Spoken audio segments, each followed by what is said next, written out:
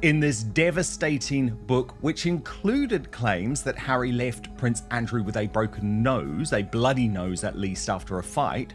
And in it he claims that Prince Andrew told Harry his marriage to Meghan Markle would not last more than a month, and Markle was just an opportunity. He should have checked that background better. It's great to see you again. Harry and Andrew have both denied the story. Does that mean it's untrue? It doesn't mean that it's untrue, but it doesn't also necessarily mean that it's true. We really don't know what to believe. I mean, we often rely on... She wasn't lost or naive. She was strategic, and the proof is right there. Sometimes the biggest secrets aren't buried deep.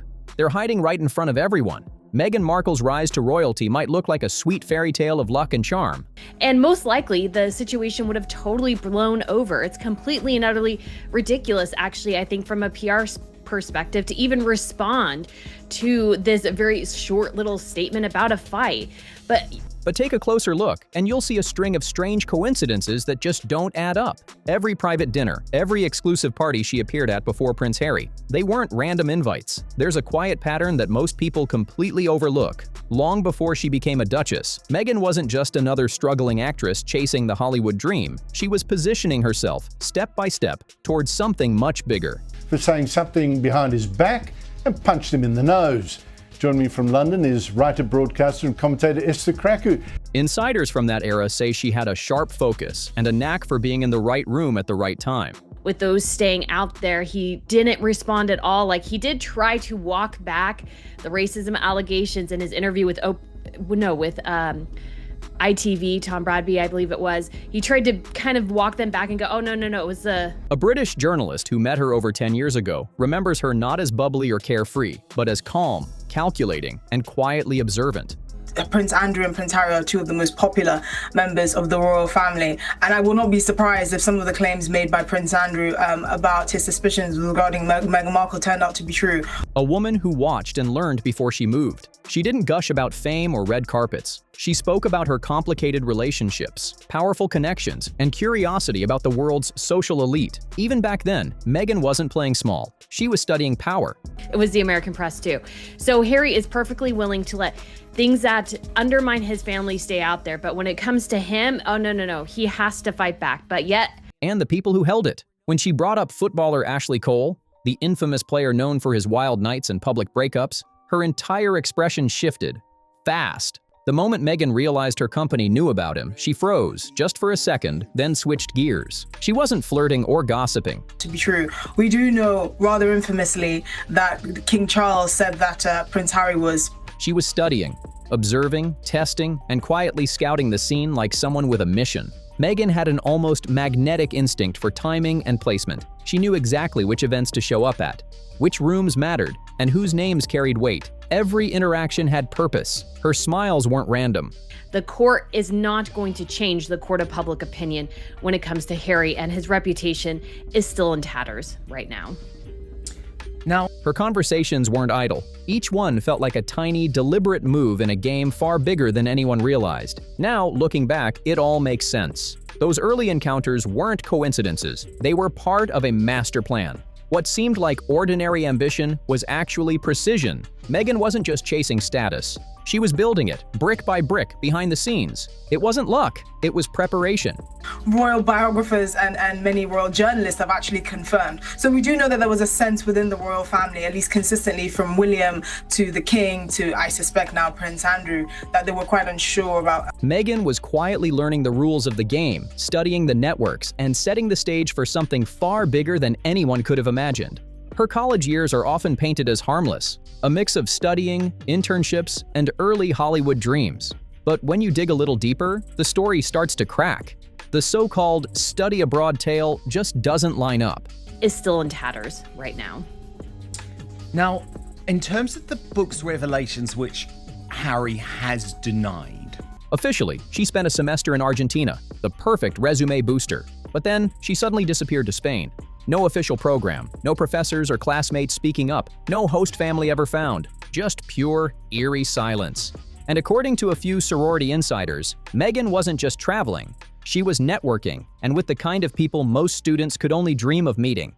The royal family held a summit about Andrew at which it was agreed there was no way back for him because of the reputational damage he was causing the monarchy. and his ungracious and ungrateful attitude. Andrew's relationship with his nephews was also a problem. She was moving in circles most students couldn't even imagine. Private yachts, secretive gatherings, and glittering parties filled with the ultra-rich. Meghan wasn't just sightseeing, she was strategizing. One name kept surfacing again and again. Joan or Ewan Elias, a billionaire with deep ties to Prince Andrew. These weren't random connections. These were powerful insiders who could open doors normal people wouldn't even know existed, and Meghan was right there among them. Their courtship was rather short in the grand scheme of things. I mean, William dated Catherine for... From Thailand to the Mediterranean, she appeared on lavish trips hosted by some of the world's most influential figures. Yet somehow, her official biography skips all of it. Instead, it paints a tidy picture of international experience, neatly polished to sound cultured and safe, while the truth behind those connections tells a far more intriguing story. When you take a step back, those months stand out like flashing lights. They reveal a young Meghan quietly slipping into elite networks, building influence one handshake at a time. She wasn't lucky, she was strategic. Harry told him he was a coward not to say it to his face. Harry got the better of Andrew, by all accounts, leaving him with a bloody nose before the fight was broken up. Every move was a setup for what came next, and looking at it now, those mysterious travels to Spain and Thailand start to look less like adventures, and more like the opening act of her royal plan. Sources from her sorority remember Meghan bragging about those lavish Mediterranean escapes, hopping from yacht to yacht, rubbing shoulders with wealthy men who, in her words, changed everything. To outsiders, it might have sounded like pure fantasy. Brittany, from Prince Harry, we haven't had an official denial from Prince Andrew.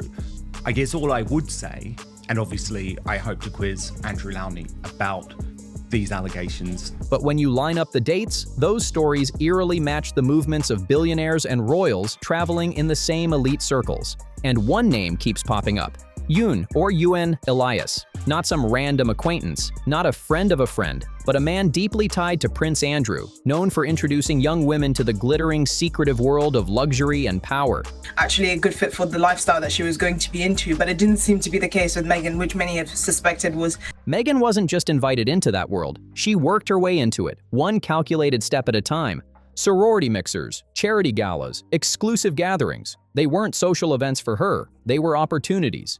Each introduction, each conversation was a move in her silent climb. Those yachts? They weren't vacations. They were business meetings dressed as pleasure, and Meghan played her role flawlessly. With members of his family. I mean, he admitted it in Spare, didn't he? No matter how much he tried to turn the dog bowl incident into William being a bully, it still showed physical altercations. We also know, Brittany, those weren't parties, they were stages. Exclusive, invite-only scenes where every guest was handpicked and every move mattered. Only true insiders got through those doors, and Meghan, quietly ambitious and effortlessly composed, slipped right in. Attractive, poised, and perfectly adaptable, she learned how to move through high-level circles like she'd belonged there all along. This wasn't luck, it was strategy. Every appearance, every introduction felt like a carefully planned step in a much bigger climb. What we see from this chapter of her life isn't just a young actress chasing dreams. It's a woman studying the architecture of power, decoding how influence really works, and using it to shape her own destiny. Because of Spare, just how often he came to blows with his security guards, bodyguards in the past, people who were meant to be looking after him. So, the whispers from that time paint a clear picture. The yachts, the parties, the so-called study trips, they all connect into a web of elite access that suddenly makes Meghan's rise look deliberate. By 2012, she had transformed completely. Gone was the quiet sorority girl. In her place stood a woman who knew exactly where she was headed, and her trip to Hong Kong proved it. Suits hadn't blown up yet, she wasn't a major star, but there she was, getting first-class treatment, red carpet interviews, and invitations to venues normally reserved for A-listers and royalty. if this is true or not, but what I would say is that Harry has a track record of lying. There's a lot of reasons why he would lie. Something about that screams connections, not coincidence. Here's where things get really strange. There once existed a clip from that Hong Kong trip, Meghan casually mentioning that royals were around during her visit. But suddenly, that footage vanished. Gone without a trace, scrubbed clean from the internet. No explanation, no archive, nothing. Now here's the kicker. Prince Andrew was confirmed to be in Hong Kong at that exact same time. With the royal family, he wants this peace deal to be successful for financial reasons. No one's ever proven they met. But no one's denied it either. The overlap alone raises serious eyebrows. Too many coincidences, too many missing pieces. When you start lining it all up, the luxury trips, the missing clip, the elite guest lists, a very clear pattern begins to form. Meghan wasn't just drifting into these spaces by accident. She was moving quietly through circles where power, money, and influence all collide. Yes, and when you actually read it again, it was like so helpful because it reminded me, it sounds like very something Harry would get upset over, that somebody said something behind his back and he wants to go confront them about it. And it could be because Harry... She wasn't just an actress with ambition. She was strategic, navigating a world where one handshake could change everything. Looking back now, that whole Hong Kong trip feels less like a career moment and more like an initiation, a quiet introduction into the elite world she'd soon call home. It revealed Meghan not as a rising actress, but as a quick study in power, watching, learning, and carefully stitching herself into circles that would later fuel her rise. The public saw a woman full of charm and poise. He said something behind his back and he wants to go confront them about it. And it could be because Harry has also been known to drink, that he doesn't really remember the altercation. So that's entirely possible as well. So he might deny it, but other people... But behind the scenes, it was strategy. Perfectly timed appearances, carefully chosen company, and maybe even her very first encounter with royals she'd grow far closer to in the years ahead. Then came one of Meghan's earliest big league events, the Novak Djokovic Foundation Gala in New York. And this wasn't your typical charity dinner. The room glittered with A-listers: Goldie Hawn, Naomi Campbell, Anna Wintour, and even members of the royal family like Prince Andrew, Fergie, and Eugenie. Into Andrew. And yet, in some ways, he's worse than Andrew. I think Harry was so obsessed and sort of did not like his uncle and was so concerned about... And Meghan? She was there too, quietly present, barely photographed, yet somehow everywhere that mattered.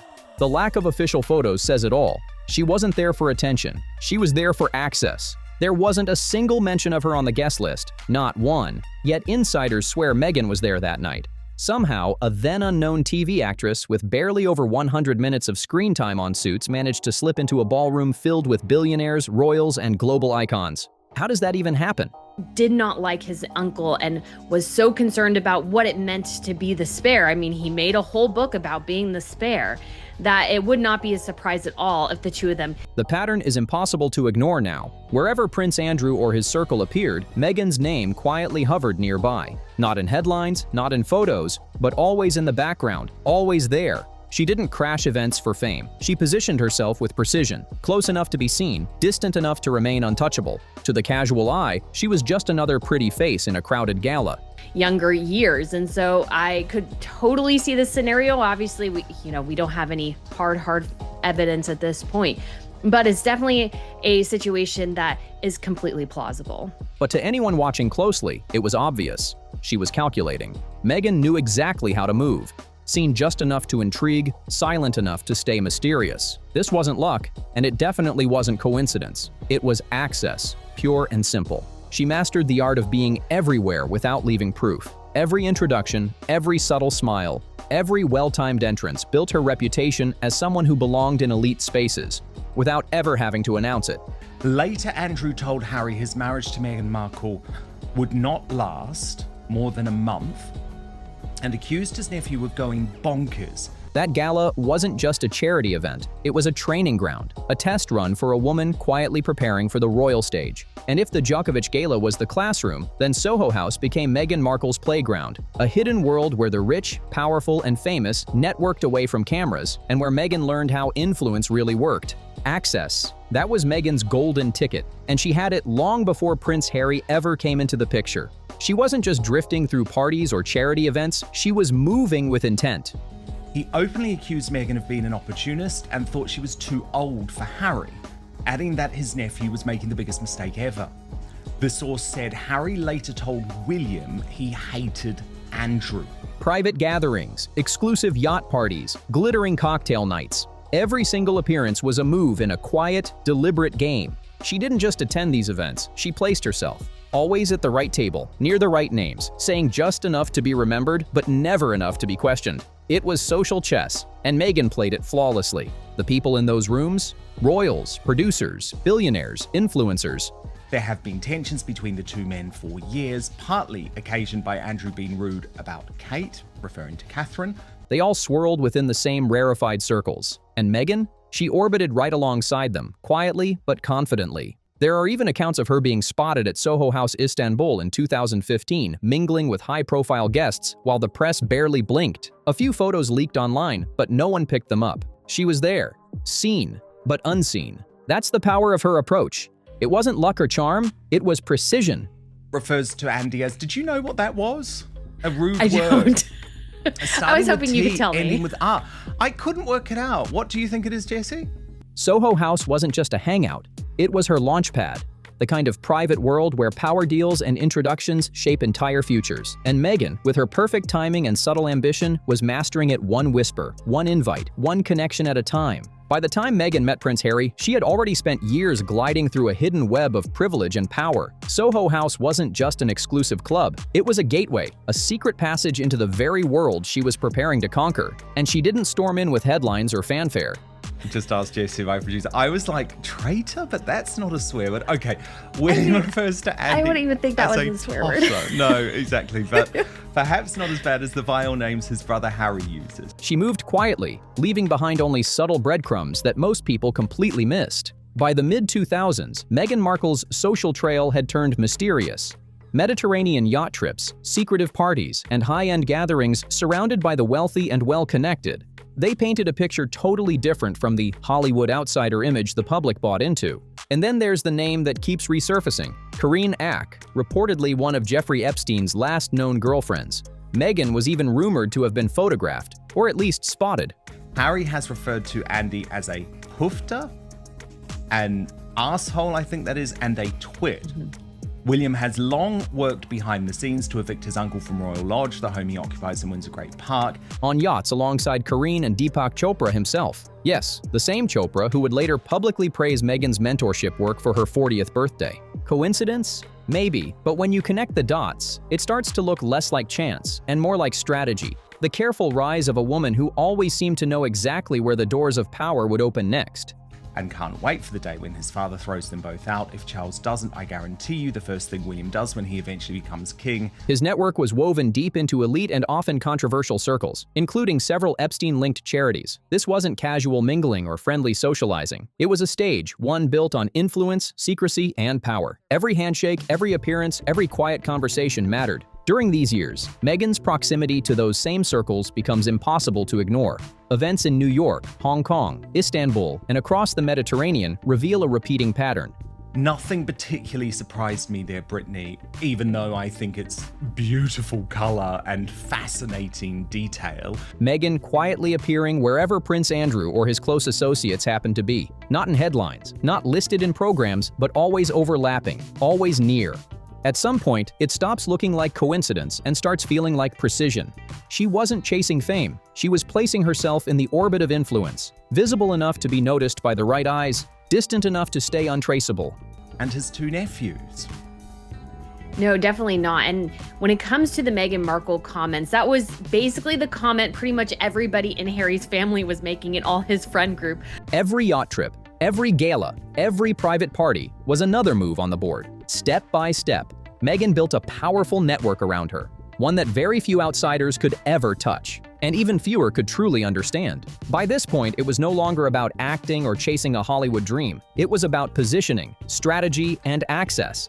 Meghan wasn't stumbling into golden opportunities. She was orchestrating her rise, step by step, inside some of the most powerful circles on Earth. Although I'm sure they were probably making it in a much softer way, but they were all questioning her at this point. So for Harry to deny that. And what's most intriguing is her silence. For someone who's spoken so openly about almost everything else, she stays completely quiet about this period of her life. No mentions of Spain, Thailand, or those lavish yacht trips. Not a word about the high society events or the elite company she kept. It's as if those years were erased, replaced by a polished, PR-approved version of her past. But insiders remember. Is a little silly because we know from multiple reports at this point, basically everybody in Harry's life at some point. Those charity galas, the quiet introductions, the same luxury gatherings that always seem to overlap with Prince Andrew's network. They weren't coincidences. They were the foundation of Meghan's climb to power. Now, everything starts to read differently. was kind of like, are you sure about her? Do you really know her intentions? Like, you're kind of rushing into this. Like, there were a lot of attempted, I think, probably interventions. What once sounded like an innocent, casual question suddenly looks like a rehearsed line, carefully scripted to reshape her image and rewrite her past. Behind the charm and smiles, the pattern becomes crystal clear. Every trip, every whispered introduction, every quiet appearance was part of something much bigger. We know 100% half of that statement by Harry is completely wrong, because I'm almost 100% positive. The missing footage, the private jets, the luxury yachts, the exclusive parties, they don't just hint at privilege, they expose a strategy. Meghan Markle's rise wasn't luck. It wasn't a fairy tale. It was planned, crafted behind the scenes with precision that few ever noticed, until now.